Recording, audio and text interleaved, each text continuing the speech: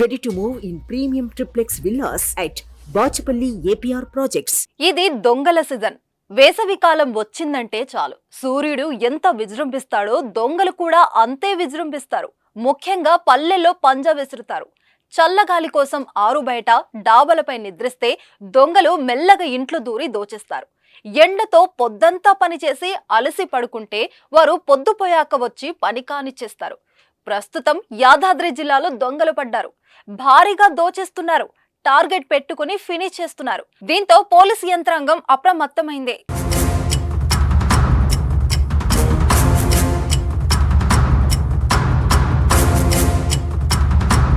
ఇంట్లో దూరి చోరీ చేయడం లేదా ఆరు బయట నిద్రించే వారి మెడలో బంగారాన్ని తెంపి పరుగులు తీయడం, వీరికి తోడు చైన్ స్నాచర్లు సైతం హడలెత్తిస్తుండటంతో జిల్లా ప్రజలకు కంటి మీద కునుకు లేకుండా పోయింది.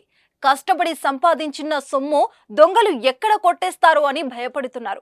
దొంగల భయంతో ఒంటిపై సొమ్ములు పెట్టుకుని ఆరు బయట ఎవరు నిద్రపోవద్దు, ఇంట్లోనే నిద్రపోవాలి అని గ్రామాల్లో దండోరాలో కూడా వేస్తున్నారు. దొంగలొస్తురు, రాజపురంలో జాగ్రత్త ఉండాలి. యువకులు, యూత్ సభ్యులందరూ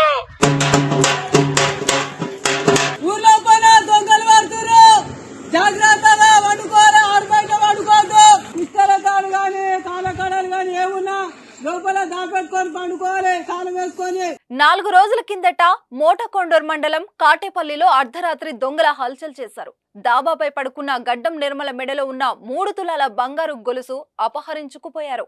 అలాగే అదే రోజు మోత్కూరు మున్సిపాలిటీలో కూడా రెచ్చిపోయారు. ఇందిరానగర్ లో ఇంటి ముందు ఆరు బయట నిద్రిస్తున్న మహిళ మెడలో బంగారం పుస్తల తాడు లాక్కెళ్లారు. అనిపించింది. అమ్మ ఏమొచ్చి పారుతుందని ఇంట్లో అనుమన్నా. మా ఆయన ఇక్కడ వండుకుంది. ఏమైందంటే ఏమో పారుతుంది, ఏమైంది, ఏమొచ్చింది అనగా వచ్చింది. ఇటు చూసిండు. అయ్యో ఏం పారతలేదు, పుస్తల తాడు చేసుకొని పోతుండే, ఎవడు ఉరుకుతుండే అని కట్ట పట్టుకొని ఇంకా ఉరుకుతారు. తాడు ఉరికిండు, ఆడు దొరకలే. భువనగిరి మండలం వీరవెల్లిలో కూడా ఇదే తరహా దొంగతనం జరిగింది. ఆరు బయట నిద్రిస్తున్న అర్ధరాత్రి సమయంలో శ్రీలత అనే మహిళ మెడల నుంచి 5 తులాల పుస్తల తాడును ఎత్తుకెళ్లారు దొంగలు.